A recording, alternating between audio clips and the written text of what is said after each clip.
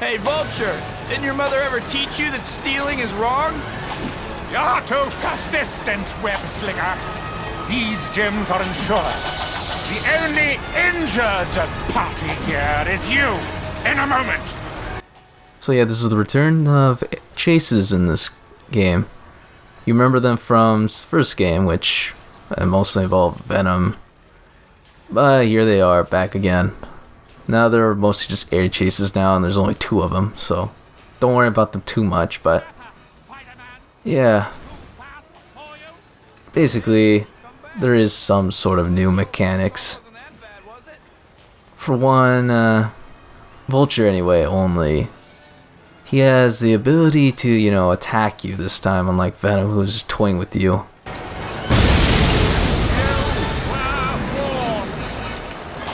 Anyone gets hurt, it'll be on your head, Spider-Man. No one's gonna get hurt today, Vulture. And speaking of which, that is one of the new things. Vulture can, actually cause distractions. They don't mean anything because he'll just stay hovering somewhere in a random location, just waiting for you to either mess it up or save the day. But yeah. And if you ever get too far, don't you worry, he'll stop in his place. This will slow the pest down. What's it going to be, Spider-Man? A few jewels or innocent lives? You couldn't just leave this a personal disagreement, could you, Baldy? I'll settle with Vulture after I stop that sign from collapsing. So yeah, even though it is possible to get a little too far away, he might just stop in his place so you can catch up for some reason.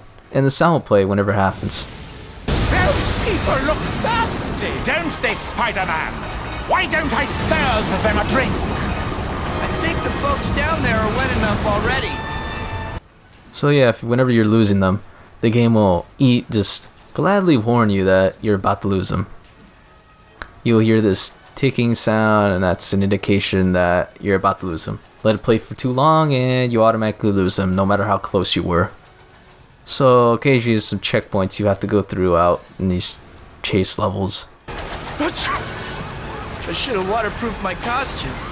And if you fail to reach them on time, or just stray way too far out, you automatically fail. You haven't got a chance of catching You're not getting away from me that easily.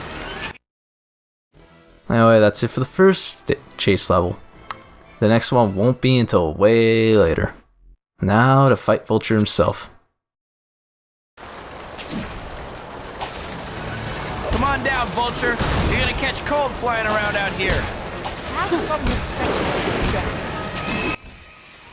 So yeah, now we fight Vulture himself, an air duel basically.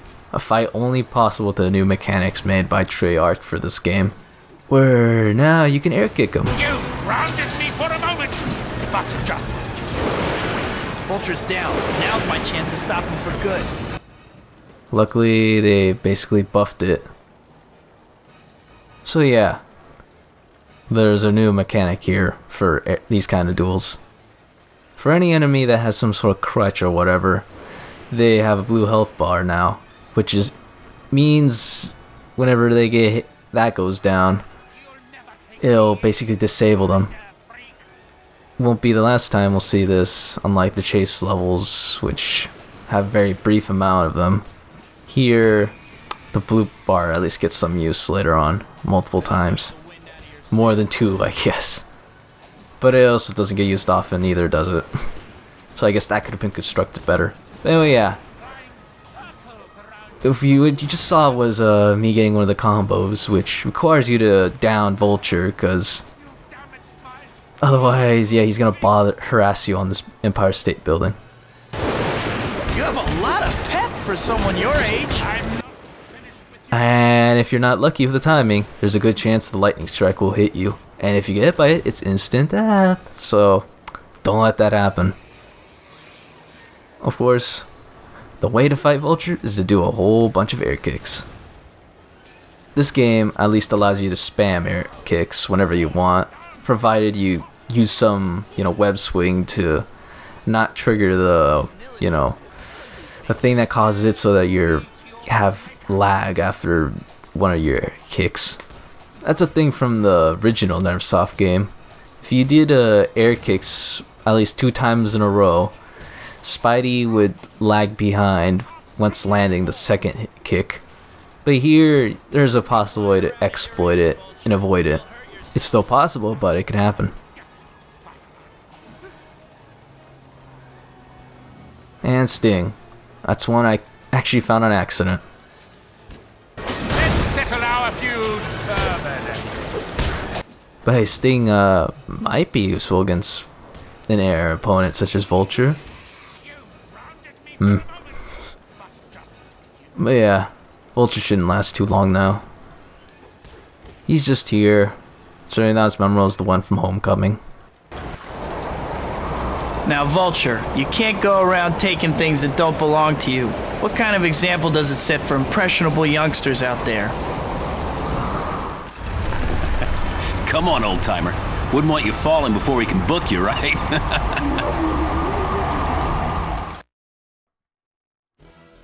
Yeah, Vulture. That's it for him.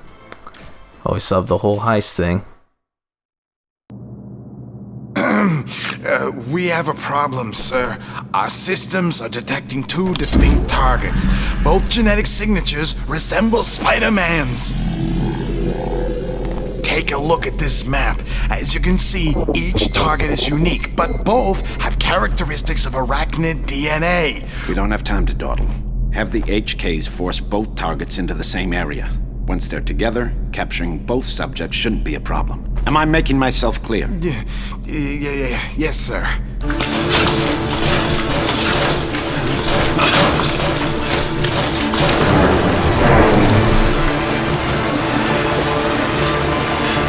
Spiders! Spiders everywhere!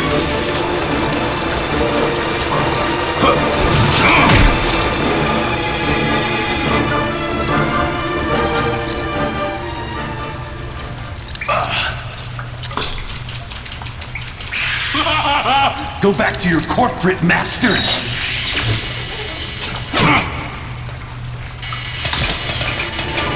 No! No! No!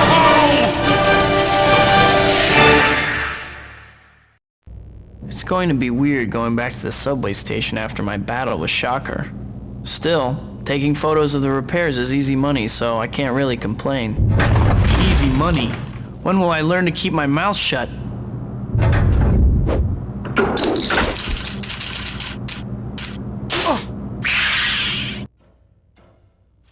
Well, these things are back. You remember them from at least one of the levels where we fought one of the hunter killers. We now gotta fight the spider bots things or whatever. This can be a pretty annoying level. And this is basically the bulk of what this video is gonna be about, just completing this one part. So yeah, Scorpion, another returning character from the comics. He's still, just like Shocker and Vulture, he looks exactly as he does from those versions instead of adapting a more realistic style. Yeah. In this case though, Scorpion's not a villain like Shocker and Vulture. Rather, he's more of a just innocent guy. Possibly a test experiment from Oscorp that they need. But hey, whatever gets the arachnid DNA they need. Super serum this, super serum that. I mean, that's the whole thing that sets things badly in the movie. But it doesn't happen now in this game. Not for long anyway. So what can we say about these little spiders?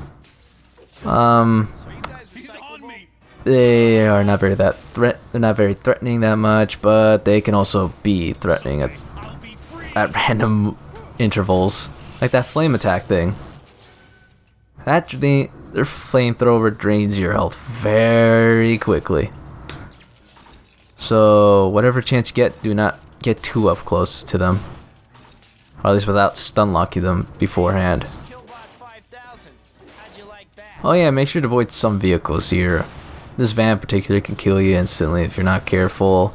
The last thing you need is to restart this whole level.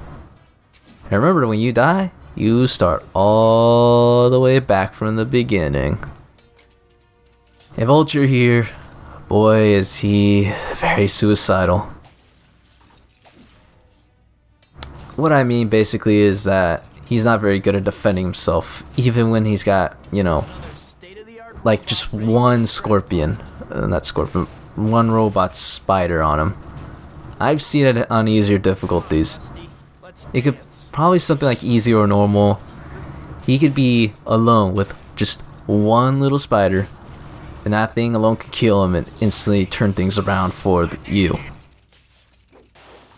But you'll always know he's being attacked because whenever he gets hurt, he always elicits some very delightful dialogue. All you know is he's a chump and he can't defend himself for anything. He's terrible at fighting. Don't worry, you know, about yourself anyway. Except for that, don't be like me and get caught in the web, that pseudo electric web thing. That'll keep you locked in for good. It doesn't happen often, but it can happen. So yeah, you pretty much got the whole gimmick here. Spidey has to save Scorpion because Scorpion can't defend himself against little spiders. And these spiders can easily take you out as well. As long as you don't use stun lock, then that can happen. But otherwise, yeah, you pretty much heard the whole entire gimmick for this level. It's just this for a while. And Spidey using a bunch of taunts. And it doesn't help that Tobey Maguire doesn't act nearly as well as he does in the films. And if you think this is bad, you should see Spider-Man 2 or 3. There's no acting in those games. Like if you comparing this to the next games, Tobey Maguire sounds like he's actually acting in this one compared to the second and third game. Basically sounds like something like me, only a little less excited. I mean, I could put forth the energy at least sometimes. But Tobey, nah. Anyway, once again, superhero mode's problem strikes back where health items are scarce. I mean, sure, they're always scarce, but in this case, they don't respond, so you better know where to look. It's Scorpion. He has a very slim chance of actually killing them. He can do it, but there's a very good chance he won't. It's not a good idea to leave him alone. But at the same time, you don't want to attract those spider bots to him. They'll go after you because you're the priority. But if you're near Scorpion, you'll just make it harder. And occasionally they'll just go straight for him anyway. So yeah, this is a bulk of what's going to be happening here. Just be looking for health. Gee, that's a lot of health I need. I certainly hope the flamethrower doesn't get rid of me. But yeah. Well, at the very least, this somewhat feels something like Hyper Electro. It's a minute shorter than, at least. Close to it anyway. So yeah, if things go bad, things will go bad. Just for reference, are you guys recyclable? And you're gonna hear him recycle these quotes over and over again. At the very least, even Vicarious Vision got this part right, where Spidey doesn't reuse quips after he says them. But here, yeah. I think even in the second game, yeah, basically from here on out, if you hear Spidey say a quip, he's gonna say it more than once. He's gonna beat it to death if you're not quick enough.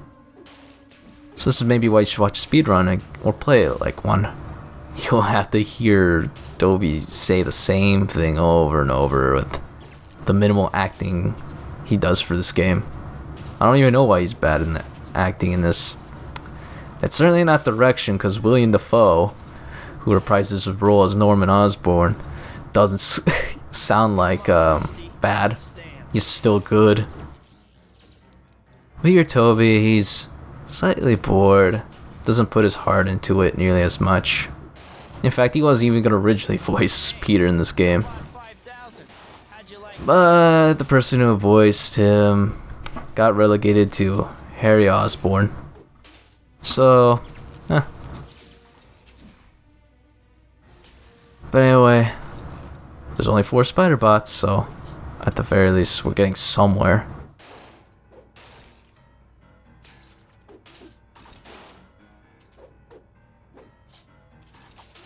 Yeah, not a lot is there to say, is there? I mean, I wish this could just go finish now. I can tell you that certainly this is a very interesting level to play the first time on superhero mode. Another state-of-the-art robot ready for the scrap pile. Yeah, don't you worry, it's just any other level. It could be long, or it could be short if you're lucky. I mean, the first time I played this on Xbox, I actually had a good run, but that didn't work out well when I actually had to record this.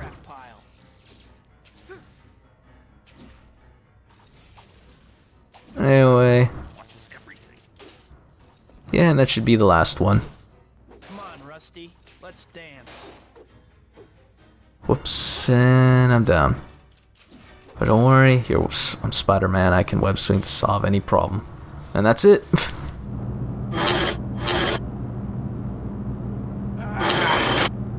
That was tough. So what's your story? Stung by a radioactive scorpion or something? Keep away from me! Whoa! Hey, buddy. I'm just... You're with them! I can tell. I can tell.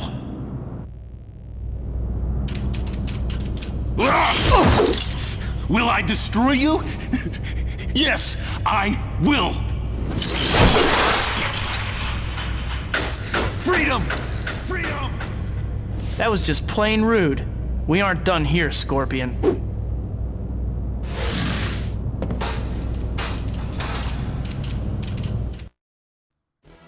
Well, we finally finished Corral. A way too long level. Only to find out we didn't even finish the job. Oh well. Maybe we'll finally see what Scorpion's made of. I mean, how bad could it be? He can't even defend himself here. I always see you in part 5. Not Usual Zero, signing off.